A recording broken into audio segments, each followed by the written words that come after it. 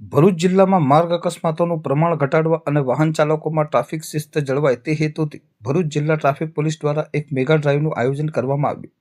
ખાસ કરીને શહેરના પ્રવેશદ્વાર સમાન નર્મદા મૈયા બ્રિજ પર વાહનોની ગતિ મર્યાદાના ઉલ્લંઘનની ફરિયાદોને ધ્યાને રાખીને પોલીસ કાફલાએ બ્રિજની આસપાસ વ્યૂહાત્મક રીતે મોરચો સંભાળ્યો હતો. આ કામગીરી દરમિયાન પોલીસ દ્વારા અત્યાધુનિક સ્પીડ ગન અને ડિજિટલ સાધનોનો ઉપયોગ કરવામાં આવ્યો હતો, જેના કારણે નિર્ધારિત ગતિ કરતાં વધુ ઝડપે વાહન હંકારતા ચાલકો તુરત જ પોલીસની રડારમાં આવી ગયા હતા. અચાનક હાથ ધરવામાં આવેલ આ સઘન ચેકિંગને પગલે માર્ગ પરથી પસાર થતા અનેક વાહન ચાલકોમાં ભારે નાસભાગ અને ફફડાટનો માહોલ જોવા મળ્યો હતો.